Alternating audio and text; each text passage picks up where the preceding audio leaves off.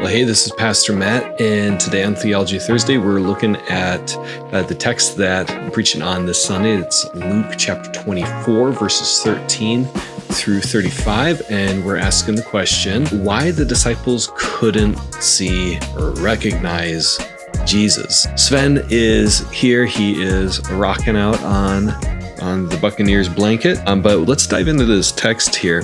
So we have Luke 24, verses 13 through 35. It's a longer passage, so I'm not going to read the whole thing, but we could just summarize and then read some of it. Basically, Jesus he has been resurrected. The women have gone to the tomb. Peter and John have gone to the tomb. They've found the tomb empty. And probably at this point, Mary has seen Jesus. But then the disciples, they don't believe them.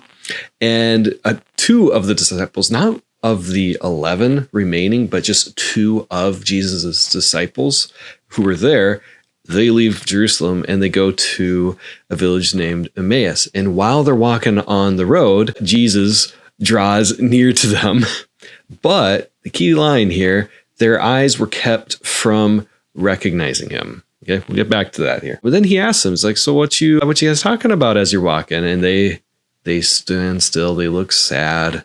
They say, were you born under a rock? Were you the only person in Jerusalem who doesn't know what happened? And he's like, well, what happened? He's like, well, everything about Jesus of Nazareth. And they talk about how he was crucified and he died. And then also they say, it's like, but now some of the women kind of confused us. They amazed us. They said that they couldn't find the body. A couple of our other guys, they went to go find the body and they couldn't find it.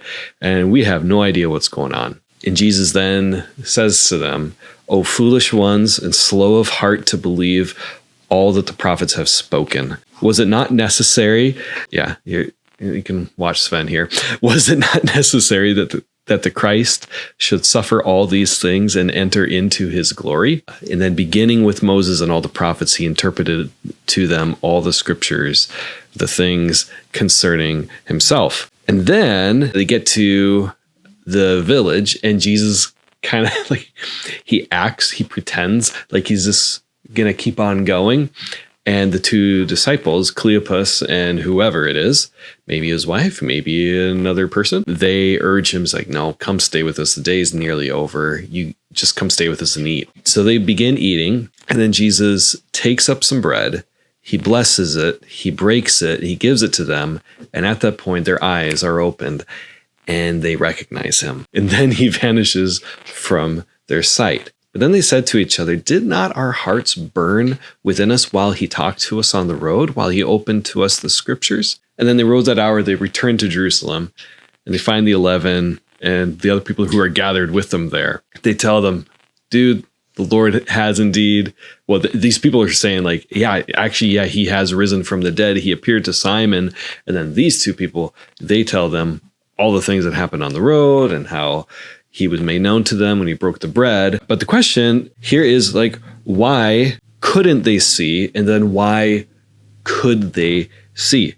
That's kind of the question, just a little dive into it. And there's really kind of three possibilities here. The first possibility is that there was something wrong with their eyes and ears. They couldn't actually recognize him in the lighting or because of their grief or what have you. That's not a really good reason, because of something we'll get to in a little bit. The second reason is that something becomes wrong with their eyes and ears. So the reason why they couldn't see Jesus on the road is because it wasn't Jesus on the road. And the reason why they could see him at the table was because they were hallucinating.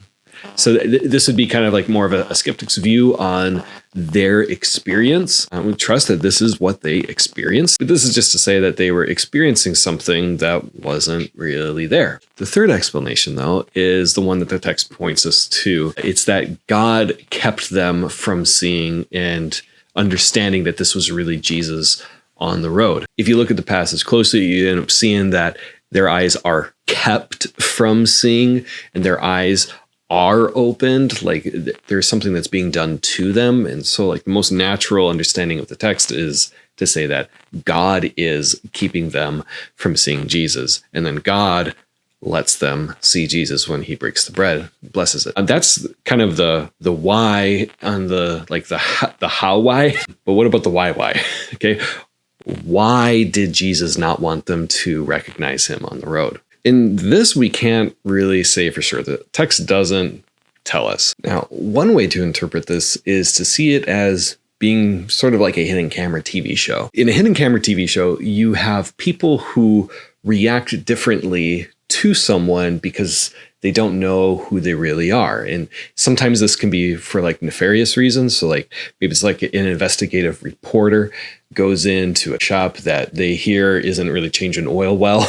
And then they go there and they find out that, yeah, they aren't, but if they just like showed up with a big TV camera, they would make sure they did a job well, right? So that might be for like nefarious reasons, right? Or it might be just for humorous reasons. So like maybe like a celebrity puts on like a big mustache and like gray hair and a fat suit, and then they go into a place and they, try to punk people. Now, with these shows, they show that people reveal themselves differently amongst different groups of people. You treat young people different than you do old people, and celebrities than common people, investigators and, a random customer. And we like these shows. They're kind of humorous in that way. But there's another reason why someone might do this disguising for a moment, and that's for the sake of teaching.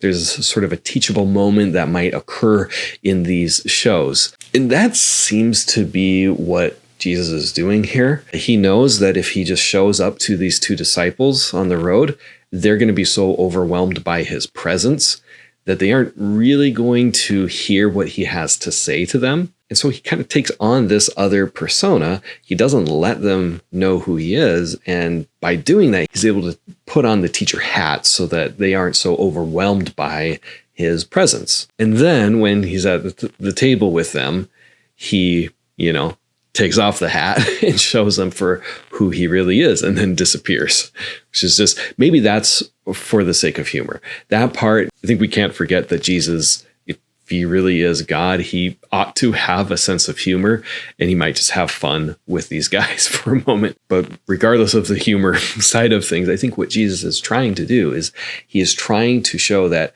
the salvation story goes from Moses to the prophets. He's telling them that this Messiah had to suffer before entering into glory. The whole messianic story wasn't going to take place the way that they thought it was going to take place. The scriptures talked about it, but they misinterpreted the scriptures. And so that's kind of what he seems to be doing there. And then that works for us, that as we read the Old Testament, as we consider all these prophecies and the teachings, we are kind of being told, hey, interpret them with Jesus in mind. Interpret them knowing that ultimately these texts are about Jesus, and they are leading us to see how he would suffer, how he would die, and how he would be resurrected to raise us from the dead. So that seems to be why the disciples couldn't see Jesus on the road. Jesus didn't let them. So that's it for Theology Thursday. Next week, we actually have a bilingual service, so we'll see if we still have an episode of this next Thursday. But if we do, you'll see it. If we don't, you won't. So, but with that, God bless you, and we'll see you next time. Bye now.